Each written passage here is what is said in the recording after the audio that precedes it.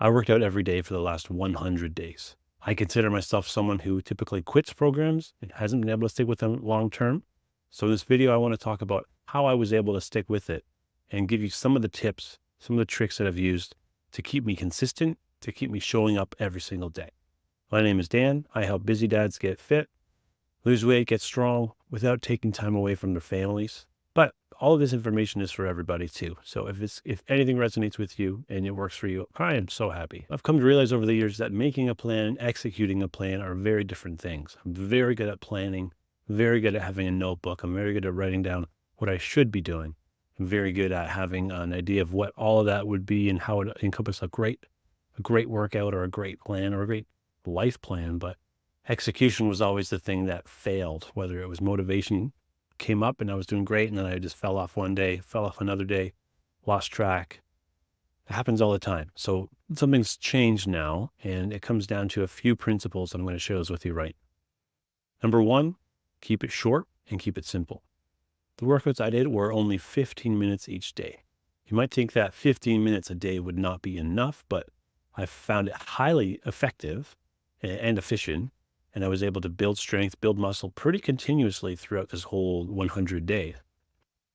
I use every minute on the minute training. So I'll do 5 rounds of an exercise, then move on to the next exercise for 5 rounds.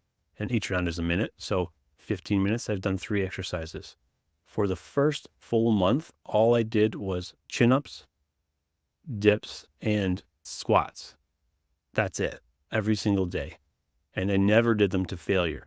I had to be careful not to do more because mentally I thought, hey, I need to do more. I need to do more. But I had to shift my thinking a little bit and think about the reps over the course of a week rather than the reps of the single day. We want to do enough, have an effective dose, and then come back tomorrow and do it again. Come back tomorrow and do it again. Come back tomorrow and do it again. So if we go too hard today, tomorrow it's going to be very hard to show up. If we go too hard today, we might be too sore and only get in half of what we wanted to do tomorrow. Now, this every single day practice really is a sneaky way to get a lot of volume in. For example, I did 5 minutes of chin-ups, and each minute I did 5 reps of chin-ups. That day, I only did 25 chin-ups. I mean, depending on who you are, that could be a lot, that could be a little bit. But over the course of the week, I do that 7 days a week. I've done 175 chin-ups for the week, which is a fair amount of volume. Carry that forward for another week, carry that forward for another week, and it's stacking up and stacking up.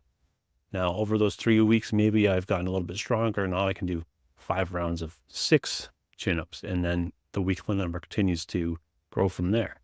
But at the end of the month, you've done some really good focused work on chin-ups, and chin-ups being one of the better exercises to do for pulling strength, upper body pulling strength, incorporating a large amount of the upper body, especially if you're combining it next with a pushing exercise like dips or push-ups or something like that. After those first 4 weeks, I added more exercises, but still very simple compound movements, like kind of bread and butter exercises, nothing fancy, some core work. So knowing the daily amount of work I have to do is small makes it much easier for me to show up and start working on that. Half the time, once you're started, you're good to go. Number 2 is remove barriers. These are mostly physical barriers. For example, if you work out at home, is the area set up all times for you to exercise? Or do you need to, move a chair out of the way or a bench out of the way so you can get your mat out or have an area to do push-ups? Or do you have to hang up a pull-up bar or whatever? What are the things you need to do before you can do the exercise? What is the work that has to happen before you can do the work? For myself, I'm pretty blessed to have a garage where I have things set up at all times. So if it's time to go, I can just walk in and do my exercise. My transition from daily life to exercise is about 15 steps, which is pretty ideal because there was a time when I would be derailed by anything. Like I couldn't find my shoes. So I was like, well, I guess I'm not working out today. I usually just work out in bare feet these days, so that's not even an issue. But is there equipment that you have, and is it always set up ready to go? If it is, awesome. It makes everything easier. It makes the chances of you being derailed from doing your exercise much less. If you do attend a gym, and that's great. That's something to be aware of as well, because there's the barrier of getting to the gym. You got to get in the car, you got to drive there.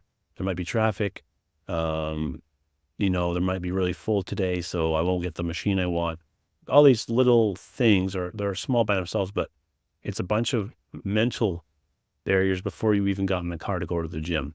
So if you're using the gym, just be aware that these things are going to pop up, and most of them are not true. All right. You got to get it in anyways. Most of the thoughts you tell yourself, like, it's not going to work out today, blah, blah, blah. Most of them are not true. Just ignore them and carry on if you can. Just get yourself there and get started.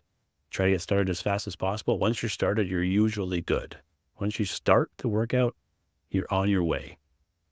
Just get started. My principles for the last little while have been do it at home. So I always have a space ready to go.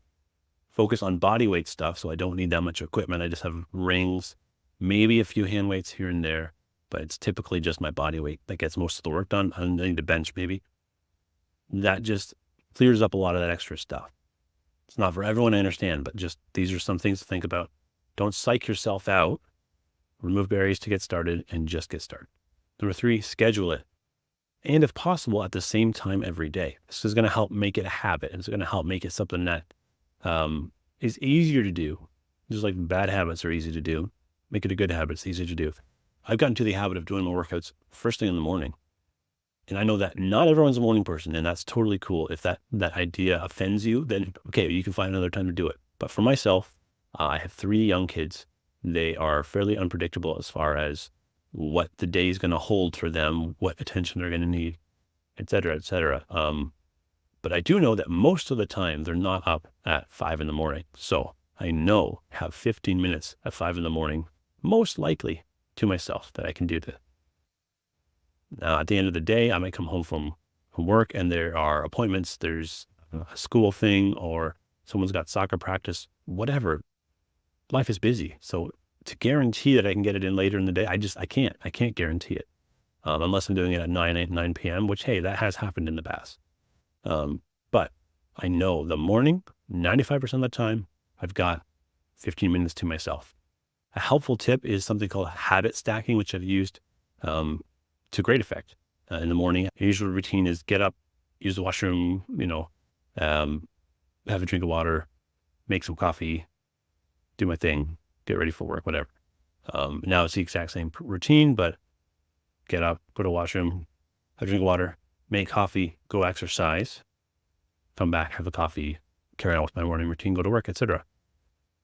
I'm already doing the coffee thing. I'm already doing those other things. If I can just slot something in with something that's pretty much a habit already, like let's just say I'm addicted to coffee. So that's not going to go anywhere anytime soon. I'm going to make the coffee. So if I can slot in my exercise with that, make it a part of that routine, it becomes very normal and easy to do. But if the morning thing doesn't work for you, you come home from work and, maybe you have a physical job. You come home from work, you automatically jump in the shower. Maybe just come home from work, automatically do your workout and then jump in the shower. It's often hard to work out once you're already clean and warm and whatever. So do it before the shower. Little things like that. Slot it into your routine that you already have. Make it normal. Make it a part of the routine. Makes it much easier to hold that in your line of habits. It's funny because I find weekends are the hardest days to follow a routine. And in theory, you have more time, like you're not at work or whatever. But the routine no longer exists on a Saturday or a Sunday. The kids are home. I'll still get my workouts in. Usually I have a kid on top of me or I'll be interrupted, but that's fine. You just, you pause and you carry on when you can. Goal here is consistency, not necessarily every exercise every day is going to be a, gold star exercise. On those days, I find I have to be really vigilant and remember, hey, this has to happen. This has to happen today. I also have to cut the grass. I also have to, there are chores, there's a birthday party, whatever. Get it in when you can. And number 4 is have a reason to show up in the first place. This is the most important. Why are you doing this? You don't have to do this. Nobody has to do this. So there must be a reason. There has to be a reason that this is bothering you, that you're not doing it. And it's important for you to dig into that and see what it actually is. This takes a little bit of reflection, a little bit of exploration, maybe, to have something that's going to pull you out of bed in the morning. For myself, a lot of my reasons come around being the best I can be for my family, being an example. The kids watch me. I know it's my duty to have an environment that supports them, that, just their physical needs as well, like providing for them, etc. But their emotional needs, their well-being, their providing an environment they can thrive and grow and learn. Uh, it's become my belief that for me to desire them to do hard things and to push them to do hard things, it's going to be much easier for me to do that if they see me do hard things. And that's built into my life, that I can show them that I do hard things. And this is what I get from doing those hard things. And I do have this imaginary conversation with my son in the future. And not to be too heavy, but I say, hey, you can be whatever you want to be in this life. You've got everything going for you. You can do whatever you want. You can be all you want to be. And for him to ask me like, well, then why didn't you? These are the kinds of